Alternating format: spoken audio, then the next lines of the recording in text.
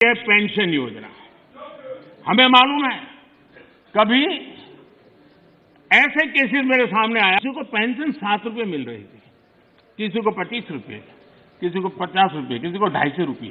मोदी जी ने कहा था कि मेरी गारंटी है और उन्होंने 2 बार हमको बताया कि तुम्हारा काम हो जाएगा और हमको हमारा काम नहीं हो गया है, इसलिए उनका गारंटी का हमने लोकसभा इलेक्शन में उनको बराबर समझा दिया है। ईपीएस 95 वालों ने सभी ने देश भर में ईपीएस 95 वाले ने उनका गारंटी का मतलब दिखा दिया है। उनको उनकी सीटें कम कर दी है, हमारे ईपीएस 95 वाले ने ही कर दी है। अभी हमारे महाराष्ट्र में इलेक्शन है, महाराष्ट्र में अभी 3 महीने के बाद इलेक्शन है। हम सब ईपीएस 95 वाले, हमारा जो हमारे अध्यक्ष कमांडर अशोक राउत जी कह रहे हैं कि तुम्हारा 31 अगस्त तक काम नहीं होगा, तो हम सब ईपीएस 95 वाले महाराष्ट्र में वो सरकार को दिखा देंगे कि ईपीएस 95 पेंशनर क्या ताकत है। अरे किधर गारंटी नहीं ना हो गई गारंटी पूरी। उन्होंने हमको बताया तुम्हारा काम हो गया, लेकिन अभी तक तो हमारा काम गारंटी खाली गई, वो हमारा नहीं ना मिला। हाँ, गारंटी नहीं, वारंटी नहीं, कुछ नहीं, हमको कुछ नहीं मिला। मैं ये कह रहा हूँ, जो श्रम मंत्री जी जिनके घर पे हम गए दफ्तर पे, उन्होंने कई बार वादा भी किया, कई बार आपने प्रस्ताव भी दिया, आज वो प्रभारी बना दिया है महाराष्ट्र।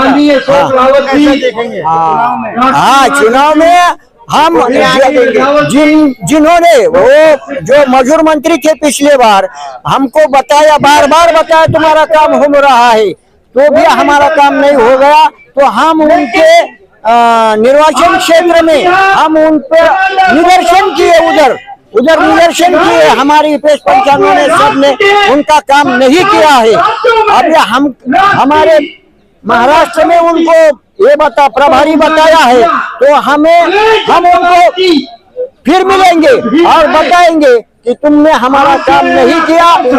हमारे महाराष्ट्र में तुमको प्रभारी बताया है, तो हम अभी तुमको दिखाई देते हैं कि ईपीएस 95 क्या ताकत है। 15 अगस्त तक आप लोगों का काम नहीं होता है, तो क्या ईपीएस 95 पेंशनर जो है विधानसभा में चोट करेंगे? सभी ईपीएस 95 महाराष्ट्र में जब इलेक्शन है, तो सभी ईपीएस 95 हमारा काम 31 अगस्त तक नहीं होगा, तो हम सब उनके खिलाफ काम करने वाले हैं। हम दूसरों को मतदान करेंगे, उनको मतदान नहीं करेंगे।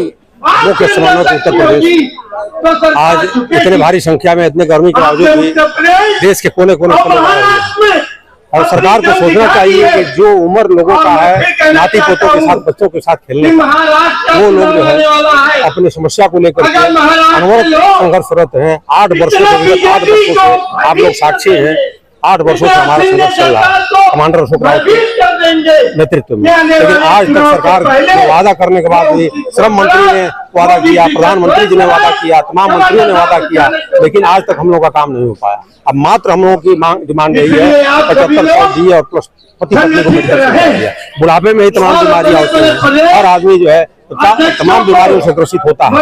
ऐसे स्थिति में हम लोग जो है केवल आश्वासन पर जिंदा रहेंगे। 1171 रुपये एवरेज पेंशन होती है, 1171 रुपये में एक सिलेंडर का दाम है। बाकी बताइए, दवा, खाना पीना, बच्चों के साथ रहना, बहुत लोगों की तो ये स्थिति है कि जिनके बच्चे अच्छे नहीं हैं, वो लोग वृद्धाश्रम में रहने को मजबूर है। बच्चे पैसा न होने के अभाव में उनके बहुएं, बेटे सब जो है तिरस्कृत करते हैं, घर से निकलने के लिए मजबूर है। बिल्कुल, देखिए हम लोगों को तो पूरा उम्मीद है, उम्मीद पर दुनिया कायम है। अगर मोदी जी हमारी मांगे मानते हैं, तो जैसे 400 पार का नारा इन लोगों ने दिया था और 400 नहीं पास सके, तो उसी तरह से विधानसभा के चुनाव में और आगे वाले भविष्य में सब राष्ट्रीय संघर्ष समिति के जितने सदस्य हैं वो सब डूब गए हैं।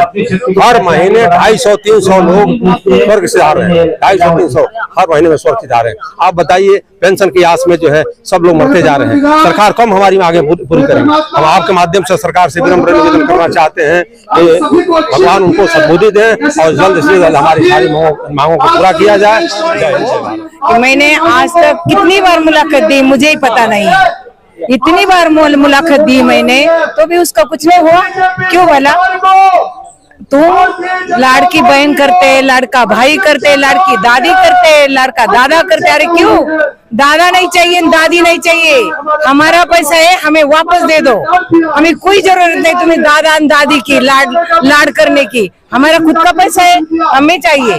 हम तुम्हें हमारे लिए उपकार नहीं करते, तुम पैसा देते तो हमने जो काम किया है उसका पैसा हम मांग रहे हैं। और मोदी जी तुम्हें हम नमन करते हैं, आदर करते हैं, पर एक बात ध्यान में रखना, जो बुजुर्ग लोगों ने जो ये तगादा कर दिया ना, तो बुजुर्ग कुछ भी कर सकता है। होते हैं वो आवाज क्यों नहीं उठाते? वोट मांगने आ जाते हैं। अरे संसद क्या आवाज उठाएंगे? संसद क्या आवाज उठाएंगे?